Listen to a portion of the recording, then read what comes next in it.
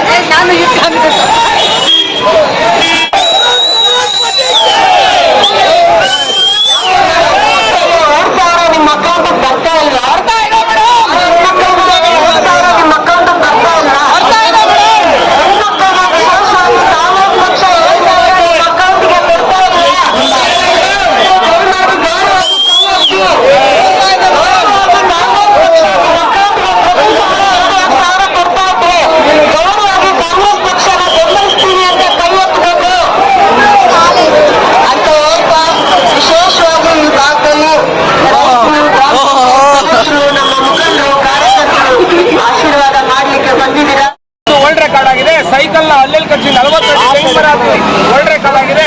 ನಾನು ಒಂದು 8 ದೇಶದಲ್ಲಿ America, Japan, Thailand, Tokyo, Switzerland, Hong Kong, Dubai 8 ದೇಶದಲ್ಲಿ ನಾನು ಕಾರ್ಯಕ್ರಮ ಮಾಡ್ತೀನಿ. ಒಂದು ಸಂಕಲ್ಪವನ್ನು ಮಾಡಿದೆ ಅಂತ ನಾನು ಹೆಮ್ಮೆಯಿಂದ ಹೇಳಲಿಕ್ಕೆ ಇಷ್ಟಪಡ್ತೀನಿ. ಸಂಕಲ್ಪವನ್ನು ವಿಶೇಷವಾಗಿ ರೈತರನ್ನ ರಕ್ಷಣೆ ಮಾಡಬೇಕು, ರೈತರ ಬೆಳೆಗಳಿಗೆ ಬೆಂಬಲ ಬೆಲೆಯನ್ನ ಸಿಗಬೇಕು, ರೈತರು ಸುಸ್ತಾಗಬಾರ್ದು.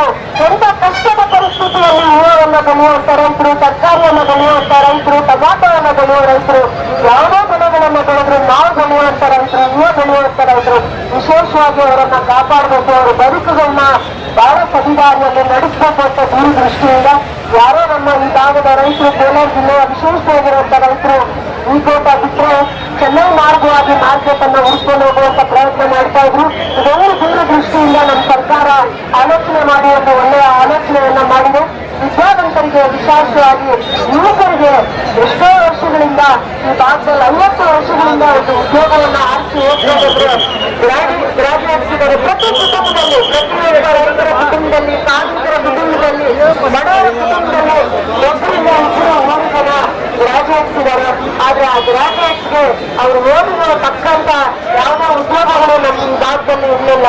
50-60 ವರ್ಷಗಳಲ್ಲಿ ಯಾವುದೇ ಸರ್ಕಾರ, ಕೇಂದ್ರ ಸರ್ಕಾರ, ರಾಜ್ಯ ಸರ್ಕಾರ, ಯಾವುದೇ ಸರ್ಕಾರಗಳು ಮಾಡ್ತಾ ಇರುವಂತ ವಿಶೇಷವಾಗಿರುವಂತ ಜವಾಬ್ದಾರಿ ಕೆಲಸ ನಮ್ಮ ಸರ್ಕಾರ, ನಮ್ಮ ರಾಜ್ಯದಲ್ಲಿ ಕಾಂಗ್ರೆಸ್ ಸರ್ಕಾರ ಅಧಿಕಾರವನ್ನು ಹಿಡಿದಾಗ 1000 ಎಕರೆ ಜಾಗವನ್ನು ಏನೂ ಇಲ್ಲ ಅಂತ ಸಂದರ್ಭದಲ್ಲಿ ಕಾಂಗ್ರೆಸ್ ಅಧಿಕಾರಕ್ಕೆ ತೆಕ್ಕೊಳ್ತು. ನೆಹರೂರವರು ಎಷ್ಟೋ ಡ್ಯಾಮ್ಗಳು ಕಟ್ಟಿದ್ರು. ನೆಹರೂರವರು ಎಷ್ಟೋ ಎಜುಕೇಶನ್ ಇನ್ಸ್ಟಿಟ್ಯೂಷನ್ಗಳು, ಸ್ಕೂಲ್ಗಳು, ಕಾಲೇಜ್ಗಳು, ಫ್ಯಾಕ್ಟ್ರಿಗಳು ಇವನ್ನೆಲ್ಲ ಕಟ್ಟಿದ್ರು. ಯಾಕೆ ಕಟ್ಟಿದ್ರು ಅಂದ್ರೆ ಈ ಜನಕ್ಕೆ ಮತ್ತೆ ಈ ದೇಶ ಯಾರ ಮೇಲೆ ಡಿಪೆಂಡ್ ಆಗ್ಬಾರ್ದು, ಯಾರ ಮೇಲೆ ಅವಲಂಬಿತರಾಗಬಾರ್ದು ಅಂತ ಹೇಳಿ ನೀರಾವರಿ ಯೋಜನೆಗಳು ತಂದ್ರು. ಇವೆಲ್ಲ ಇಷ್ಟು ಡ್ಯಾಮ್ಗಳು ನಮ್ಮ ಕಾಣಿಸ್ತಾರದೆಲ್ಲ ನೆಹರು ಕಾಲದಲ್ಲಿ ಆಗಿರೋದು. ಆಮೇಲೆ ಇಂದಿರಾ ಗಾಂಧಿ ಅವರು ಬಂದು ಈ ಬಡತನ ನಿರ್ಮೂಲನೆ ಮಾಡೋದಕ್ಕೆ, ಅವಾಗ ಬಡತನ ಎಷ್ಟಿತ್ತು ಅಂದ್ರೆ 75% ಜನಸಂಖ್ಯೆ ಬಿಲೋ ಪಾವರ್ಟಿ ಲೈನ್ ಅಂದ್ರೆ ಬಡತನ ರೇಖೆಗಿಂತ ಕೆಳಗಿದ್ರು. ಅಂತ ಸಂದರ್ಭದಲ್ಲಿ ಅಧಿಕಾರ ತೆಗೆದುಕೊಂಡ ಇಂದಿರಾ ಗಾಂಧಿ ಅವರು, ಆಮೇಲೆ ಬಂದಂತ ನರಸಿಂಹರಾವ್ ಅವರು, ಲಾಲ್ ಬಹದ್ದೂರ್ ಶಾಸ್ತ್ರಿ ಅವರು, ಮನಮೋಹನ್ ಸಿಂಗ್ ಅವರು ಇವರೆಲ್ಲ ಮನಮೋಹನ್ ಸಿಂಗ್ ಅವರ ಅವಧಿ ಮುಗಿಯುವಷ್ಟರಲ್ಲಿ ಬಡತನದ ರೇಖೆ ಬರೀ 23% ಇತ್ತು. ಶಾಸಕರಾಗಿರುವಂತ ನಮ್ಮ ರೂಪಕಲಾ ಮೇಡಮ್ ಅವರೇ, ಕೃಷ್ಣಪ್ಪನವರೇ, ರಾಧಾಕೃಷ್ಣ ಅವರೇ, ವಿಜಯರಾಘ ರೆಡ್ಡಿ ಅವರೇ, ವಿನಾಯಕುಲ್ಲಾ ಅವರೇ, ಕೆಪಿಸಿಸಿ ಜನರಲ್ ಸೆಕ್ರೆಟರಿ ಅಂತ ಕಾರ್ತಿಕ್ರವರೇ ಮತ್ತು ಎಲ್ಲ ಮುಖಂಡರುಗಳೇ, ಆಗಮಿಸಿರುವಂತ ಎಲ್ಲ ಪಂಚಾಯಿತಿಯ ಅಧ್ಯಕ್ಷರುಗಳೇ, ಸದಸ್ಯರುಗಳೇ, ಕೆಪಿಸಿಸಿ ಸದಸ್ಯರುಗಳೇ, ಯುವ ಕಾಂಗ್ರೆಸ್ನವರೇ, NSYನವರೇ, ಮಹಿಳಾ ಕಾಂಗ್ರೆಸ್ನವರೇ, ಎಲ್ಲ ಘಟಕ ನಾನು ಕಾಂಗ್ರೆಸ್ ಬ್ಲಡ್, ಕಾಂಗ್ರೆಸ್ ಭಕ್ತ. ಹಾಗಾಗಿ ನಾನು ಇಡೀ ರಾಜ್ಯದಲ್ಲಿ ಏನು 28 ಕ್ಷೇತ್ರದಲ್ಲಿ ಎಲ್ಲ ಕ್ಯಾಂಡಿಡೇಟ್ ಇದ್ದಾರೆ ಅವರೆಲ್ಲ ಭೇಟಿ ಮಾಡ್ಲಿಕ್ಕೆ ನಾನು ಬಂದಿದ್ದೀನಿ. ಇವತ್ತು ಕೋಲಾರದಲ್ಲಿ ಇವತ್ತು ನೋಡಿ ಜನಗಳೆಲ್ಲ ನೋಡಿ ತುಂಬಾ ಖುಷಿ ಆಗ್ತಾ ಇದೆ. ಗೌತಮ್ ಅಂತ ಒಬ್ಬ ಕ್ಯಾಂಡಿಡೇಟ್, ಒಬ್ಬ ದಲಿತರ ಹುಡುಗ ಇವತ್ತು ಕ್ಯಾಂಡಿಡೇಟ್ ಆಗಿದ್ದಾನೆ. ಹಾಗಾಗಿ ಇವತ್ತು ರಾಜ್ಯಾದ್ಯಂತ ಇವತ್ತು ಮನೆ ಮಾತಾಗಿರ್ತಕ್ಕಂಥ ನಮ್ಮ ಗೌತಮ್ ಅವರು ಗೆಲ್ಬೇಕು ಅಂತ ಅಂದ್ಬಿಟ್ಟು ನಾನು ಆಶೀಸ್ಗೋಸ್ಕರ ಬಂದಿದ್ದೀನಿ. ನನಗೆ DK ಶಿವಕುಮಾರ್ ಹೋಗಿ ಅಲ್ಲಿ ಪ್ರಚಾರ ಮಾಡಿ ಮಾಡ್ತಾ ಇದ್ದಾರೆ, ಹಾಗಾಗಿ ಬಂದಿದ್ದೀನಿ. ನಿನ್ನೆ ಖರ್ಗೆ ಸಾಹೇಬ್ರನ್ನ ನಾನು ಕೂಡ ಮಾತಾಡಿದೆ ಈ ವಿಚಾರವಾಗಿ. ಏನಂತ ಅಂತಂದ್ರೆ ಒಬ್ಬ ದಲಿತರ ನಾಯಕನ AAC ಪ್ರೆಸಿಡೆಂಟ್ ಮಾಡಿದ್ದಾರೆ. ಯಾರು ಮಾಡ್ಲಿಕ್ಕೆ ಸಾಧ್ಯ, ಯಾವ ಸರ್ಕಾರನೂ ಮಾಡ್ಲಿಕ್ಕೆ ಆಗಲ್ಲ. ಇದು ಕಾಂಗ್ರೆಸ್ ಸರ್ಕಾರದ ಮಾತ್ರ ಈ ಯೋಗ್ಯತೆ ಇದೆ ಅಂತ ಹೇಳಲಿಕ್ಕೆ ಇಷ್ಟಪಡ್ತೀನಿ. ಮತ್ತೆ ರಾಹುಲ್ ಗಾಂಧಿ ಅವರು, ಸೋನಿಯಾ ಗಾಂಧಿ ಅವರು, ಮತ್ತೆ ಪ್ರಿಯಾಂಕಾ ಗಾಂಧಿ ಅವರು ಎಲ್ಲ ಸೇರಿ ನಮ್ಮ AAC ಪ್ರೆಸಿಡೆಂಟ್ ಆಗಿ ಮಾಡಿದ್ದಾರೆ. ಹಾಗಾಗಿ ದಲಿತರಿಗೆ ಒಂದು ದೊಡ್ಡ ಹುದ್ದೆಯನ್ನು ಕೊಟ್ಟಿದ್ದಾರೆ. ಹಾಗಾಗಿ ಸ್ನೇಹಿತರೆ, ಈಗ ನೀವು ಇದು ಕೋಲಾರದ ಜನತೆಗಳಲ್ಲಿ ಕೈ ಮುಗಿದು ಕೇಳ್ಕೊಂತ ಇದ್ದೀನಿ, ಇವತ್ತು ಕಾಂಗ್ರೆಸ್ಗೆ ಅಧಿಕಾರ ಬರಬೇಕು, ಕಾಂಗ್ರೆಸ್ ಅಧಿಕಾರ ಬರಬೇಕು ಅಂತ ನಾನು ಅಲ್ಲಿಂದ ಬಂದಿದ್ದೀನಿ. ಹಾಗಾಗಿ ಗೌತಮ್ ಅವರು ಈಗ ಎಲ್ಲ ಕಡೆ ಪ್ರಚಾರ ಮಾಡ್ತಾ ಇದ್ದಾರೆ. ಗೌತಮ್ ಅವರು ಯುವಕರಿದ್ದಾರೆ, ಒಳ್ಳೆಯರಿದ್ದಾರೆ, ನೀವು ಹೋಗಿ ಅವ್ರಿಗೆ ಯಾವತ್ತಾದ್ರೂ ಭೇಟಿ ಮಾಡ್ಬೋದು. ಹಾಗಾಗಿ ಇವತ್ತು ಕಾಂಗ್ರೆಸ್ ಪಕ್ಷಕ್ಕೆ ನೀವು ನಮ್ಮೆಲ್ಲ ಬೆಂಬಲ ಕೊಡಬೇಕಂತ ಕೋಲಾರ ಜನತೆ ಕೈ ಮುಗಿದು ಕೇಳ್ಕೊಂತೀನಿ. ನಮಸ್ಕಾರ. ಒಳ್ಳೆದಾಳೆ ಈ ಭಾಗದಲ್ಲೆಲ್ಲ ರೆವೆನ್ಯೂ ಆಗಿತ್ತು.